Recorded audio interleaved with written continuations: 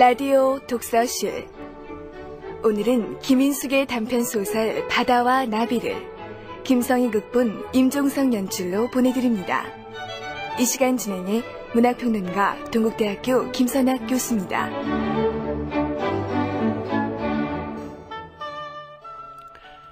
애청자 여러분 안녕하십니까. 봄 햇살이 싱그러운 3월의 첫 일요일입니다. 3월은 봄의 관문이기도 하지만 입학식을 비롯해서 새로운 시작의 행사들이 참 많은 그런 달입니다. 3월이 되면 햇살도 따사로워지고 꽃도 피어나고 마른 가지에 초록이 물이 돌고 천지 만물이 봄의 약동하는 기운으로 생명력이 넘치는 그런 싱그럽고 활기찬 계절입니다. 가슴을 활짝 열고 만물이 약동하는 봄 기운을 들이마시면서 새로운 비상을 다짐해야 하는 그런 시기가 아닌가라는 생각이 듭니다. 오늘은 우리나라의 권위 있는 문학상인 이상문학상 수상작인 김인숙 씨의 단편소설 바다와 나비를 함께 감상해보고자 합니다. 작가 김인숙 씨가 중국의 취재여행차 체류 중이라서 이 드라마를 다 감상한 후에 문학평론가 오창은 선생과 연결해서 작품에 대한 도움 말씀 듣기로 하겠습니다. 우선 감상하기 전에 작가 김인숙 씨에 대한 양력을 애청자 여러분에게 잠깐 소개 말씀 올리겠습니다. 1963년 서울에서 출생한 김인숙 씨는 연세대 신문방송학과를 졸업했습니다. 1983년 조선일보 신춘문예에 단편 상실의 계절이 당선되면서 문단에 등장했습니다. 소설집으로서 함께 걷는 길, 칼날과 사랑, 유리구두, 브라스밴드를 기다리며 등 많은 작품을 한 이미 중견을 넘어서는 우리나라의 여류 작가입니다. 장편 소설로서는 핏줄, 불꽃, 79년과 80년 겨울에서 봄 사이, 긴 밤 짧게 다가온 아침, 그래서 너를 안는다, 시드니 그 푸른 바다에서다, 먼 길, 꽃의 기억, 우연 등 여러 편의 장편을 갖고 있습니다. 1985년 한국일보 문학상을 수상했고 2000년 현대문학상을 수상했고 바로 오늘 우리가 감상하고자 하는 이 작품으로 2003년 제27회 이상문학상을 수상했습니다. 원래 바다와 나비라는 제목은 조금 독특합니다. 그러나 이 제목의 시를 쓴 편석촌 김기림을 우리는 잊을 수가 없습니다. 우리 감상하고 난 뒤에 이런저런 말 오창은 선생과 나누도록 하겠습니다.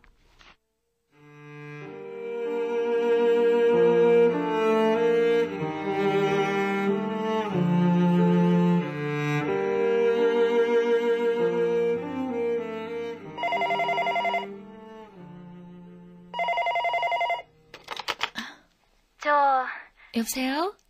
저 차금이에요. 동네 꽃가게에서 작은 화분을 하나 사가지고 막 들어왔을 때였다. 전 주인이 쓰던 짐을 고스란히 물려받은 집은 시간이 아무리 흘러도 여전히 남의 집 같기만 했다.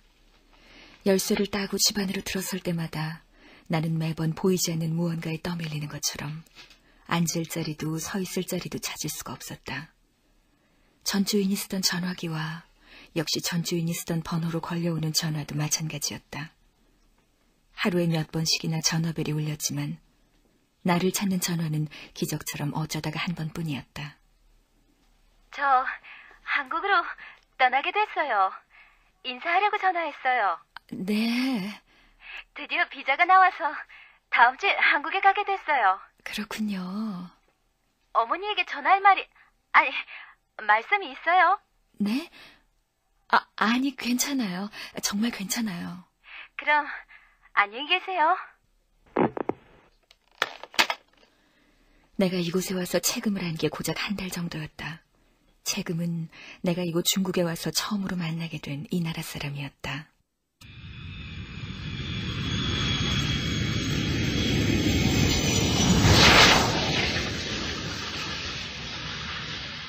그녀를 처음 만난 것은 공항에 도착한 후로부터 3시간쯤이 흘렀을 때, 그리고 호텔에 짐을 풀고 나서는 1시간이 채 지나지 않았을 때였다.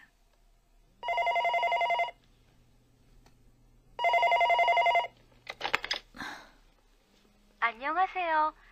내 이름은 이채금입니다. 그곳은 낯선 나라, 낯선 도시의 호텔이었다. 내게 걸려올 전화 같은 게 있을 리 없었다.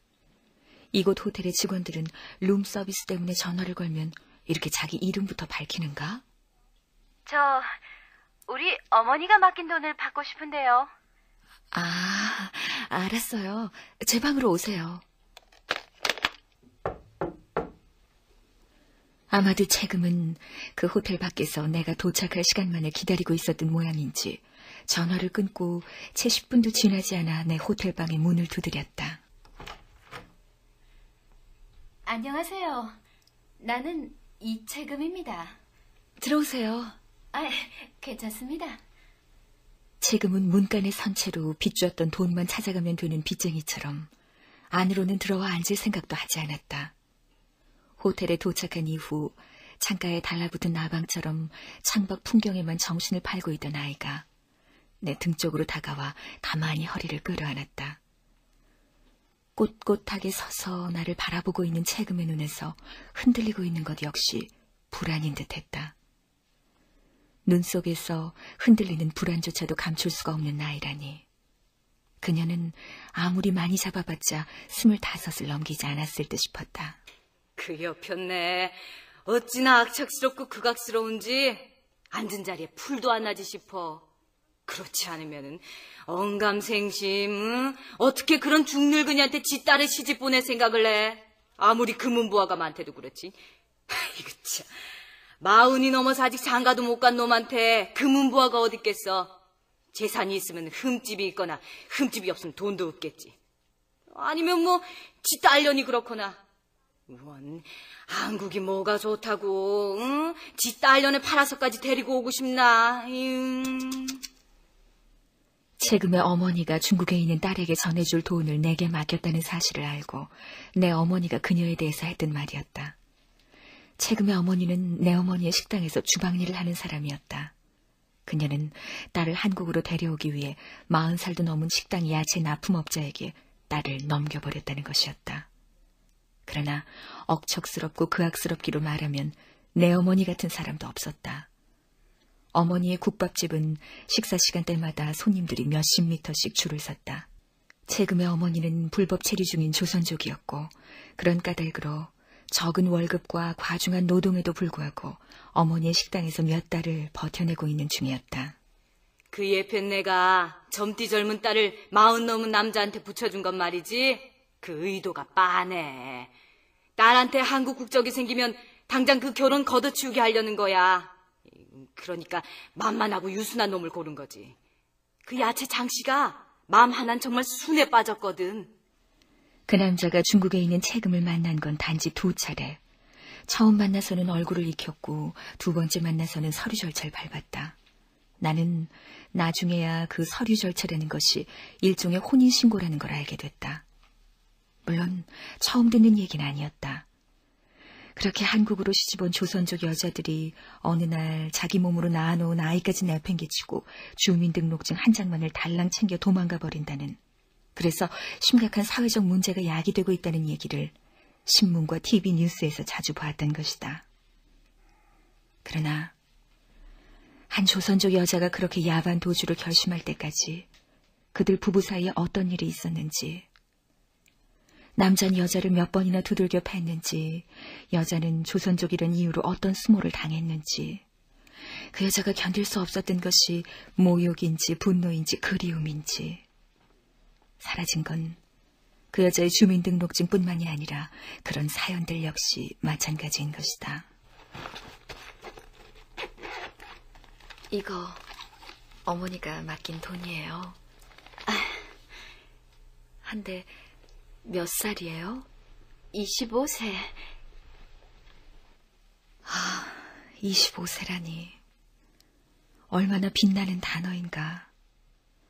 나는 그 빛나는 단어 앞에서 그 나이 때 내가 겪었던 절망과 우울의 기억을 까맣게 잊어버렸다. 그러나 따지고 보면 25세, 나 역시 그때 내 남편을 처음으로 만났었던 것이다. 그 빛나는 나이에 내가 가장 하고 싶었던 일이 그와의 결혼뿐이었다는 것을 기억해보면 25세, 그 단어가 빛을 잃어버리는 건 순간이었다.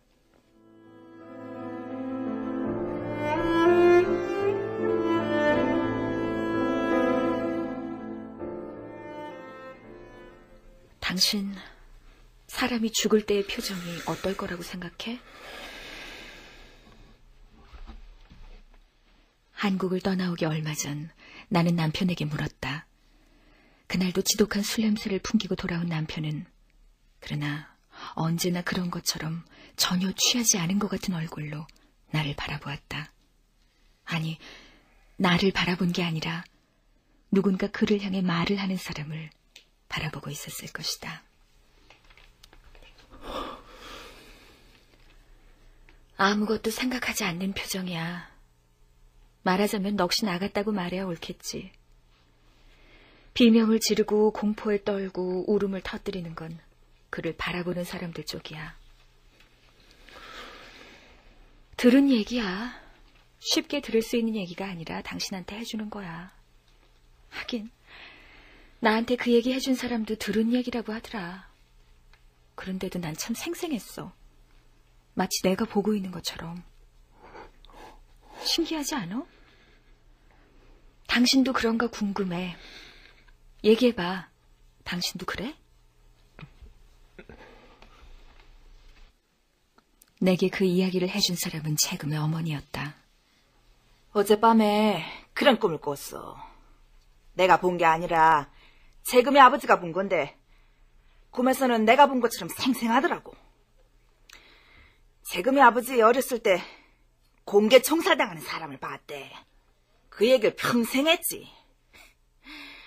저도 어렸을 때 본 거라서 가물가물할 텐데 금방 본 것처럼 잘도 얘기를 해. 못 볼 걸 보고 살아서 그런가 그 사람 평생 재수가 없었지. 사람이 그 한 번 재수가 없으면은 어딜 가도 마찬가지야. 그 사람 그 한국에 나올 팔자도 못 되지만은 나온들 무슨 소용이겠어. 그 사람이 그런 얘기 할 때면은 꼭 죽은 사람의 넋으로 사는 것 같더라고. 그래, 뭐 그 사람은 그냥 거기 있어야지. 근데 자네는 거기 와가. 난 남편이 내게 묻는 말을 듣고 싶었다. 근데 넌 거기 왜 가니? 그러나 남편은 아무것도 묻지 않고 다만 나를 바라보고만 있었다. 당신 제발 말 좀 해봐. 도대체 내가 보이긴 보이는 거야?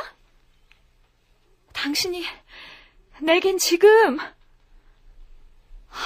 다른 사람 넋으로 보여.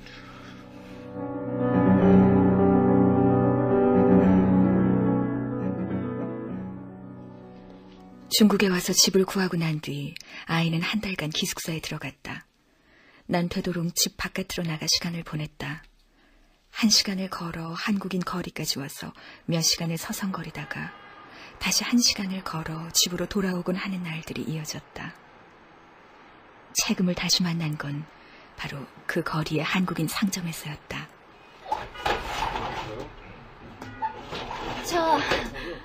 어머, 채금 씨. 쇼핑하러 나오신 거예요? 예, 그래요. 이런 건 한국에서 뭐라고 해요? 어묵. 오뎅 아니에요? 오뎅. 그건 일본 말이고 어묵이에요. 어머, 벌써 어두워졌네. 배고프지 않아요? 햄버거 좋아해요? 햄버거요. 중국에선 함바브라고 해요. 중국은 외래어를 거의 쓰지 않거든요. 콜라를 뭐라고 하는지 아세요? 글쎄. 콜라. 감자튀김은 스티아브라고 해야 알아들어요.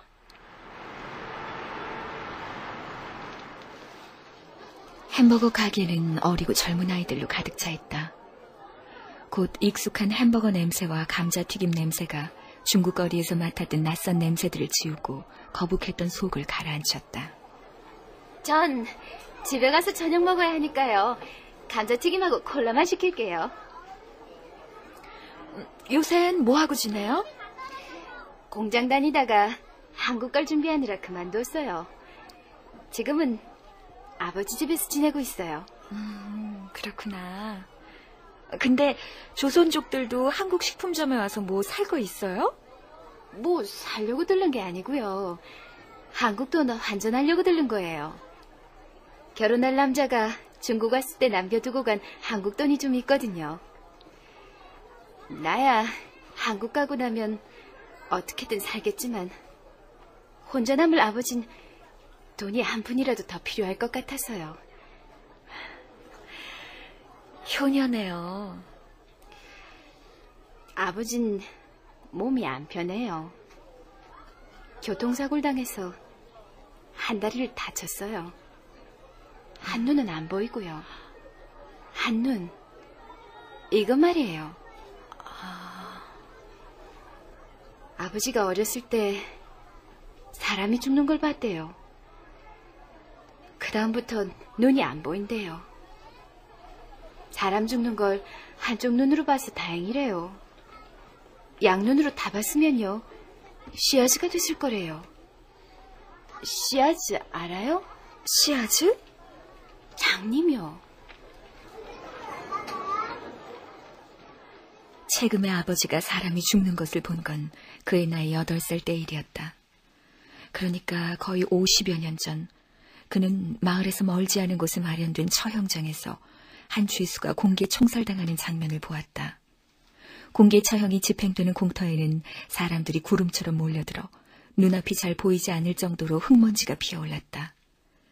날은 무더웠고 햇볕은 뜨거웠지만 사람들은 앞으로 벌어질 일을 하나라도 놓치지 않기 위해 발돋움을 하거나 앞사람의 어깨를 밀며 아우성들이었다. 그는 종주먹을 휘둘러대는 어머니의 만류에도 불구하고 기어코 어머니의 뒤를 쫓아가 어머니의 허리 틈 사이로 머리를 쑤셔박았다. 죄수는 눈이 가려진 채 팔을 뒤로 묶여서는 구덩이 앞에 서 있었다. 군인들이 죄수를 총살한 다음에 죄수집으로 총알값을 받으러 간대. 뭐? 아니 왜? 참, 이 친구는 총살 당하는 죄수는 총알값도 아까운 끔찍한 죄를 지은 사람이기 때문이지. 이야, 무섭구만. 자기가 죽을 구덩이를 직접 하고 총 맞고 가족들에겐 자기 시체값을 빚으로 남기니 말이야. 그날 아이는 겁에 질려 있었지만 그 나이라면 당연히 그렇듯 겁보다는 호기심이 더 컸다. 사람들이 너무 많아서 아이는 겨우 얼굴 반쪽만 어른들의 허리 틈 사이로 쑤셔 넣을 수 있었지만 그래도 하나도 놓치지 않고 모든 걸 볼 수가 있었다.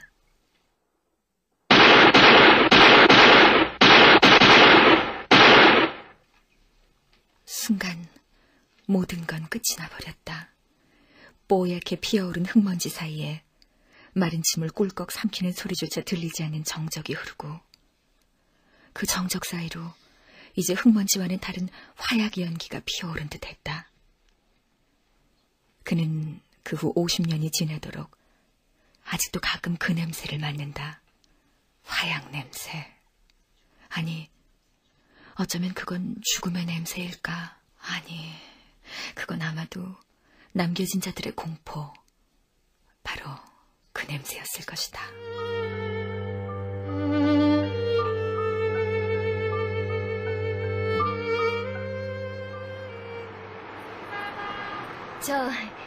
우리 집으로 저녁 먹으러 가지 않을래요? 네? 우리 아버지가 개고기 참 잘해요. 우리 촌에서 제일이에요. 오늘 저녁에도 개를 잡는다고 했는데 가서 먹을래요? 맙소사. 아버지가 엄마 얘기를 듣고 싶어해요. 엄마가 한국으로 나간 게 벌써 6년이거든요. 그동안 한 번도 얼굴 본 적도 없어서. 그러나 난 채금의 어머니에 대해서 아는 바가 거의 없었다. 앉은 자리에서 풀도 안 날 여편네, 악착 같고 그악스럽기가 그지없는. 내가 채금의 어머니에 대해 알고 있는 것이라곤 내 어머니가 그녀에 대해 했었던 그런 종류의 말들 뿐이었다. 채금의 어머니가 연변 사람이 아니라는 것도 나는 한국을 떠나오기 직전에야 알았다. 그러니 채금의 아버지를 만나 내가 무슨 할 말이 있을 것인가.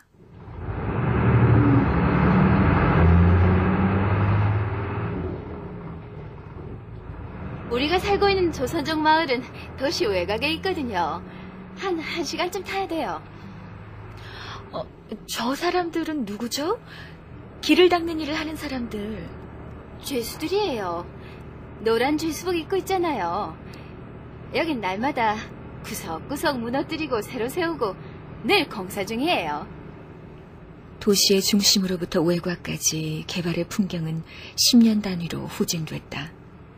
버스 한 정거장 사이로 10년의 세월이 존재하는 시기였다. 높은 고층 빌딩들이 사라지고 넓은 도로가 사라진 뒤 낡은 구옥들이 보이기 시작했다. 그리고 한국인 거리와는 또 다른 조선족 거리의 한글 간판들이 나타났다. 그것도 잠시 곧 붉은 벽돌집들이 즐비한 농촌 마을이 보이기 시작했고 그것이 바로 채금이 살고 있는 조선족 마을이었다.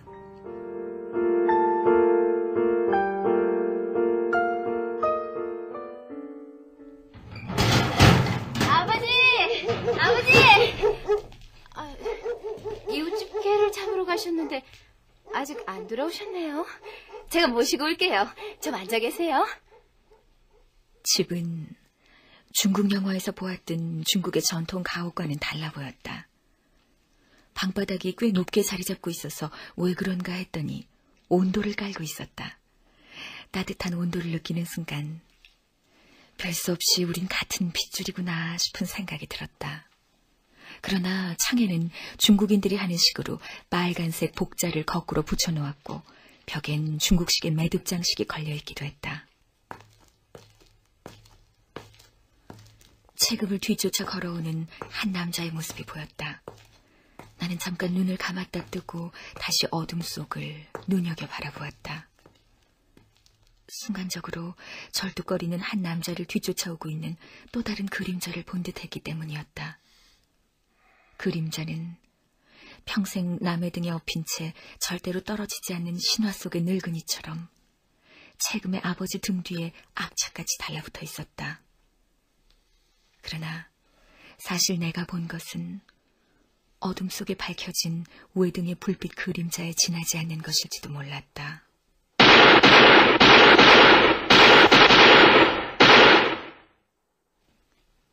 그의 눈이 먼 것은 총살장에서 한 사람의 죽음을 목격하던 바로 그 순간의 일이었다.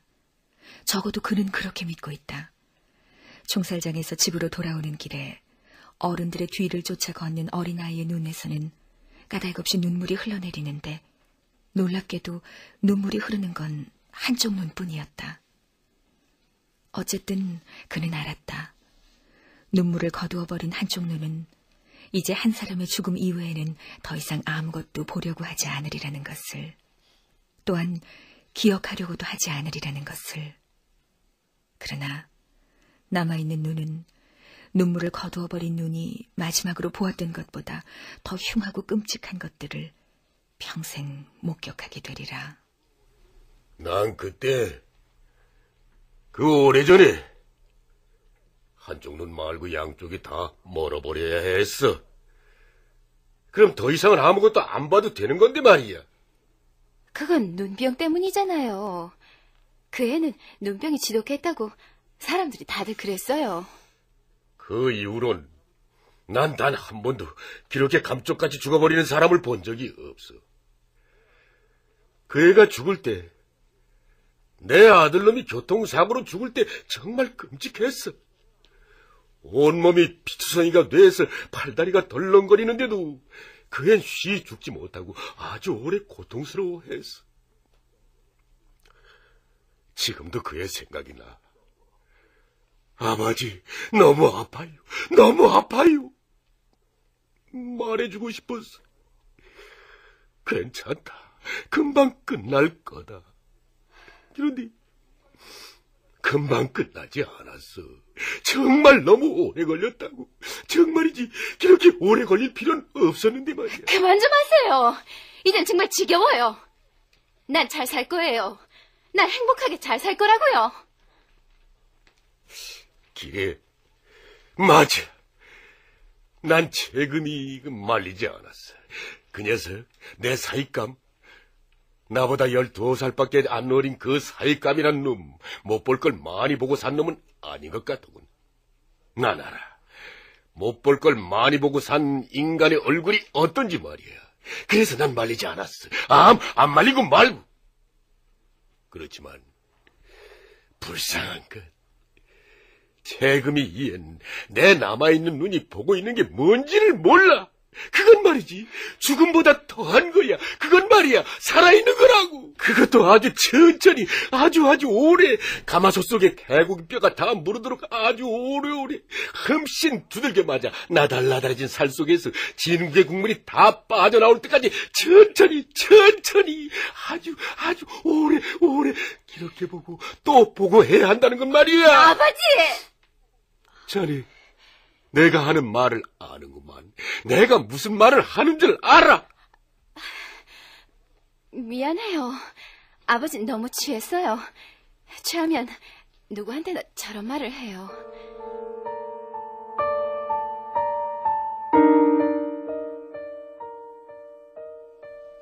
그러나 과연 그랬을까? 최금의 아버지가 내게 한 말은 그저 누구에게나 하는 말이었을까? 그날 밤 나는 남편에게 긴 편지를 썼다. 이메일 대신 편지지에다가 만년필로 쓰는 고전적인 방식으로.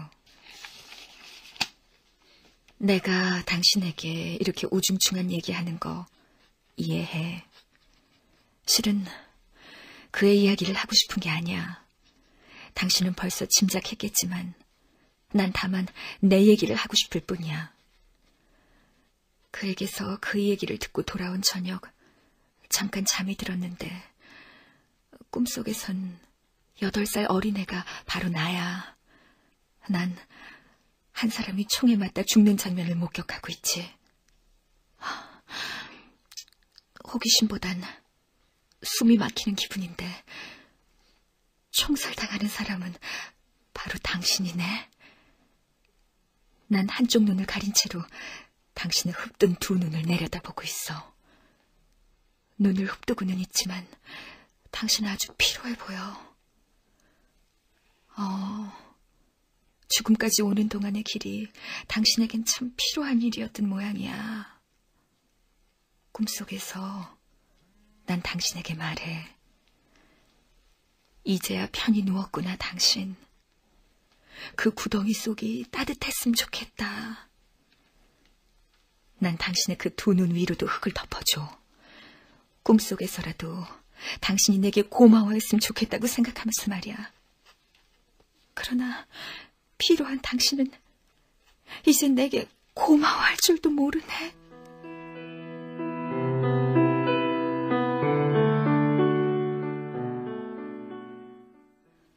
써놓기만 하고 오래 망설이던 편지를 붙이기 위해 우체국에 간 건 한국으로 떠나게 됐다는 최금의 전화를 받고 나서였다. 우체국에 가는 길에 나는 중국어 가정교사에게 최금의 이야기를 했다. 가정교사는 최금의 소개로 내게 온 사람이었다. 최금 씨 출국 날짜가 정해졌다고요? 그래요. 그 애가 아이를 낳으면 이제 그 애 아이는 한국 아이가 되겠네. 나는 조국이니 국적이니 하는 말 잘 믿지 않아요. 한국에 가려고 하는 사람들이 믿는 건 오직 돈뿐이에요. 우리들의 아버지나 할아버지는 어떨지 모르지만 이미 그들은 늙었어요. 젊은 사람들이 믿는 건 돈이에요, 돈. 중국도 결국 별 수 없어요. 이젠 돈밖엔 믿을 게 없게 된 거니까. 그렇지만 더 믿을 수 없는 건 한국이에요. 그걸 모르는 사람은 아무도 없어요. 내가 남편에게 쓴 편지는 아주 간단했다. 죽음이니 기억이니 하는 단어는 한마디도 없이. 보내주기로 한 생활비가 아직 오지 않았네요. 송금 날짜를 정확히 지켜주기 바랍니다. 단 2문장의 편지일 뿐이었다. 어쨌든 나는 이혼하지 않은 것이다. 그리고 사람들은 아무도 내가 그와 헤어졌다는 사실을 눈치채지 못했다. 그러나 만일 내가 한국을 떠나려 할 때 남편이 가지 말라는 말을 한마디만 했다면, 아니 꼭 가야 하는 거냐고 묻기라도 했다면 난 어쩌면 못 이기는 척 주저앉았을지도 모를 일이었다. 왜 하필 중국이야? 왜 하필 중국이냐고? 내 지인들도 그렇게 물었다. 그때마다 난 21세기는 중국이다라고 호언하곤 했다. 그러나 실은 남편이나 아빠라는 배역이 존재하지 않는 무대이기만 한다면 그곳이 미국이든 중국이든 아프리카의 어느 이름 모를 나라든 아무 상관도 없었다. 왜 하필 중국이냐고? 우리들의 대학 시절, 아직 청춘만이 전부일 수 있었을 때 우린 암호를 대고서야 들어갈 수 있는 밀실에서 중국 혁명사를 공부했다. 그때 우리들에게 중국이란 나라는 금단의 나라였지만 또한 금지된 이상이기도 했었다. 그는 불현듯 그 시절을 기억하는 듯 아주 오랜만에 염증이 이른 표정으로 나를 바라보았다. 당신한테 돈을 댈 능력만 있다면 굳이 중국이 아니어도 좋지.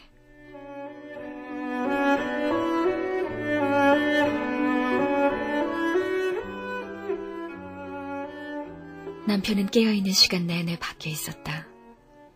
몇 년 동안이나 나는 술에 취하지 않은 그를 본 적이 없었고 그와 몇 마디 이상의 긴 대화를 나눠본 적도 없었다. 스스로 사표를 던지고 나왔던 잡지사에 다시 재취업하게 될 때까지 그는 자그마치 3년 동안이나 실업자였다. 그 3년 내내 그는 그의 부친이 보조하는 돈과 내가 번역을 해서 벌어들이는 작은 수입에 기생했다. 잘 다니던 회사에 스스로 사표를 던질 수 있었던 그때 그는 아직 30대 중반이었으나 그 회사에 다시 재취업할 때는 40이 코앞이었다. 그는 다시는 사표를 던지거나 하는 일은 하지 못할 터였고 사직을 당해서도 안 됐다. 재취업한 후 5년을 넘겼을 때 이제 모욕을 당하고 비굴해져 있는 건 그가 아니라 바로 나인 듯했다. 그가 오직 관심을 갖는 것은 통장의 잔고와 노후에 받게 될 연금의 액수뿐인 듯했다.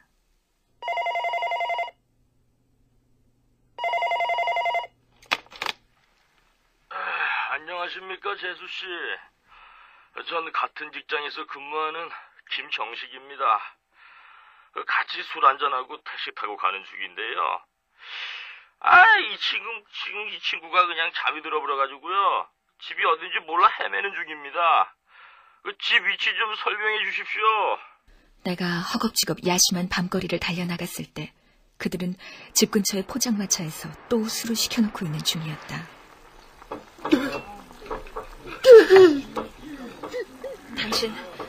당신 왜 그래? 재수씨가 이해하십시오. 우리 좀 취했습니다. 그리고 이 친구 좀 서름이 많아서요. 당신 정신 차려. 이 지랄 같은 나라에서 다 벌어먹어 산다는 건 말이죠. 재수씨도 그게 얼마나 지랄 같은 일인지 알잖아요. 산다는 건 정말 지랄 같은 일이라고요. 포장마차의 테이블에 얼굴을 묻고 흐느끼고 있는 중년의 남자는 불쌍했다. 나는 그가 허락하기만 한다면 그와 함께 울고 싶었다. 내가 그를 일으키기 위해 그의 어깨 사이에 집어넣은 손에 힘을 주자마자 남편은 내 몸을 거칠게 밀며 모진 욕설을 내뱉기 시작했다. 라면이야! 저리 안 가! 어디다가 소리를 지르러! 저리 꺼지란 말이야! 진짜 이런 게 내 인생의 전부냐고. 빌어먹을 난 이렇게 살고 싶진 않았단 말이야. 이렇게 사는 게 내 인생의 전부냐고. 그 순간 내가 알 수 있었던 것은 오래전에 그는 단지 직장만을 가지지 못했을 뿐이었지만 이제 와서는 그에게 남은 것이 아무것도 없다는 사실뿐이었다. 어쩌면 모든 건 그의 문제가 아니라 내 문제일지도 모른다는 생각이 든 것은 그 새벽녘의 일이었다. 내가 그에게 원했던 것, 내가 내 삶에 대해 원했던 것, 세월이 흐를수록 배반만 더해지던 내 삶의 욕망에, 그러나 내가 무릎을 꿇지 못했다는 것, 그렇더라도 그가 용서되는 건 아니었다.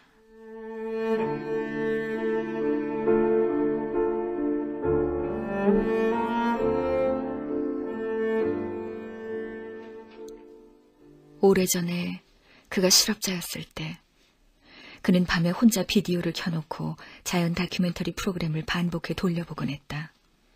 난 실업자인 그가 미웠고 그가 매일 정확한 시간에 집 밖으로 나가주기만 한다면 그가 밖에 나가서 하는 일은 그게 무엇이든 상관없다고까지 생각했다.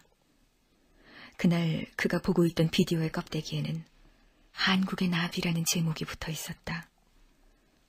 망망대해에 나비 한 마리가 홀로 날아가고 있었다. 제주왕나비가 바다를 건너가는 순간이 카메라에 포착된 것은 사상 처음 있는 일입니다. 보십시오. 저 작은 나비가 쉬지도 않고 수백 킬로미터의 바다 횡단을 하고 있습니다. 나비가 바다를 건너다니. 세상엔 저런 거짓말도 있구나. 그러자 내가 같이 살고 있는, 그리고 내 아이의 아빠라는 남자가 아무것도 하지 않는 사람이라는 사실이 별것 아닌 것처럼도 여겨졌다. 세상에 존재하는 위대한 거짓말들 중에 내가 꿈꾸었던 행복이라는 이름의 거짓쯤은 별것도 아닌 것이다.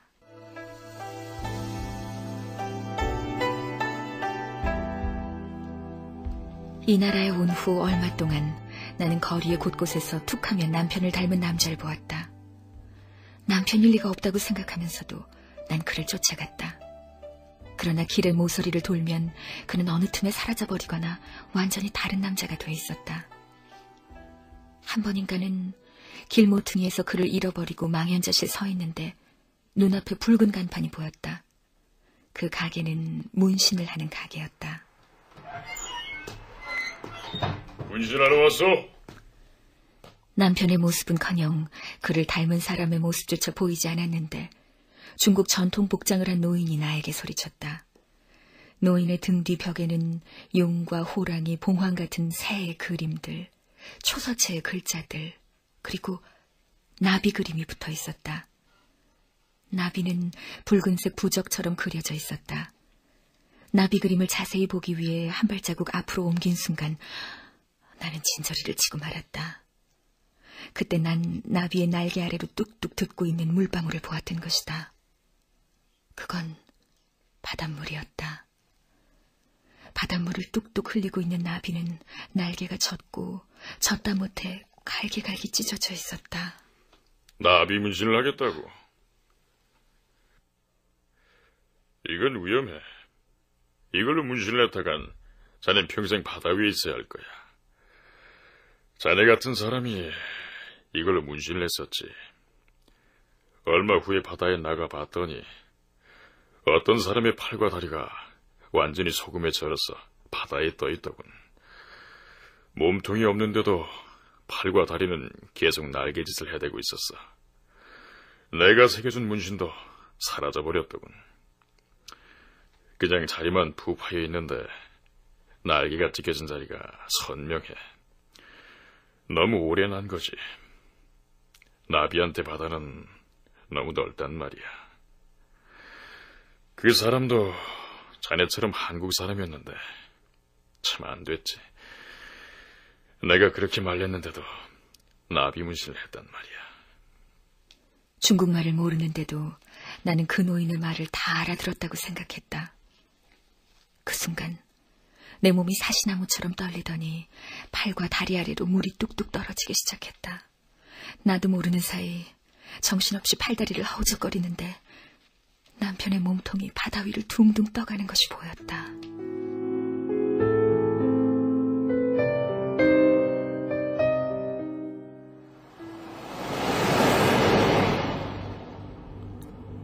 곧 한국으로 떠나게 됐다는 채금에게서 전화는 더 이상 걸려오지 않았다. 난 왠지 채금을 만나고 싶어서 택시를 대절해 채금의 집으로 갔다.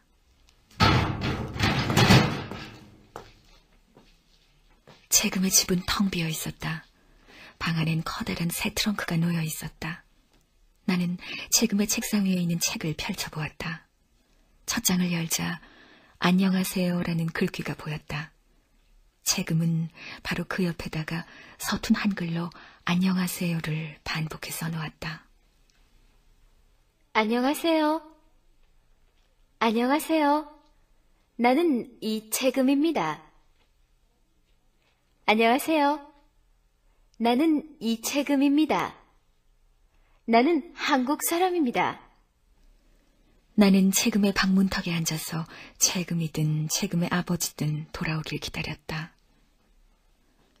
시간이 20분, 30분이 흐르도록 그들은 돌아오지 않았고 집 앞에 멈춰있는 택시도 움직이지 않았다. 택시기사는 그 사이에 낮잠에 빠져버린 것 같았다. 내가 느닷없이 채금의 집을 찾은 것은 채금에게 그동안 고마웠다며 얄팍한 여비 봉투나 내밀자는 건 아니었다. 아마도 난 채금의 아버지를 한 번쯤 더 만나고 싶었던 것 같다. 무슨 뜻이었냐고. 그날 당신은 날 어떤 눈으로 보았던 거냐고. 아마도 묻고 싶었던 것 같다. 그러나 벌판 저쪽 논두렁 사이에서 절뚝거리는 남자의 모습이 보였을 때 난 나도 모르게 일어서고 말았다.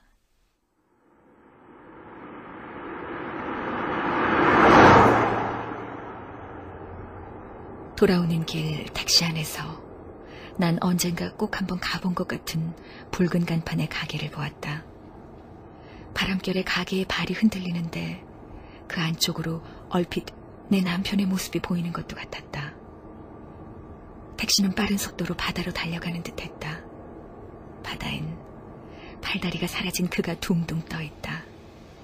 비록 몸통뿐이긴 하지만 나는 아주 오랜만에 그를 안아주고 싶었다. 팔다리가 없어서 나를 마주 안을 수가 없는 몸통뿐인 그는 내게 안겨서도 점점 더 푹 짠 소금물에 절여지는 듯했다.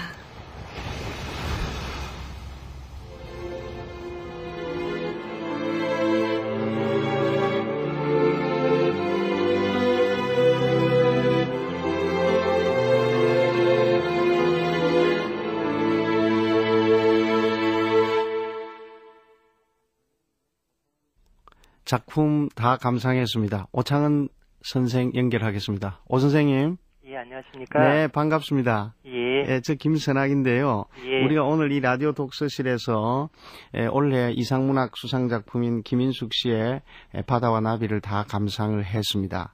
예. 작품이 예니 독자들이 접근하기에는 조금 어려운 듯한 그런 느낌을 받기도 합니다. 어떻습니까? 이 오창은 선생께서 김인숙 씨의 작품 세계와 이 작품의 개략을 말씀해 주셨으면 좋겠습니다. 예, 김인숙 씨는 굉장히 빨리 등단한 작가죠. 네네. 예, 1983년도에 조선일보 신춘문예를 등단했거든요. 네네. 그때 대학교 1학년이었습니다. 네. 그래서 여대생 작가라는 칭호를 받으면서 굉장히 주목을 받았던 작가입니다. 네. 근데 김인숙 씨의 등단작이 상실의 계절이라고요. 네. 그 육체에 대한 어떤 감수성을 표현한 작품이었거든요. 네. 근데 80년대라는 어떻게 보면 정치적인 상황이 엄혹했던 시대에 그렇죠. 획일적이고 전체주의고 이른바 군사 문화가 지배하던 그런 시대라고 봐야겠죠. 예, 그런 부분에서 좀 돌출적인 작품이었다고 할 수 있습니다.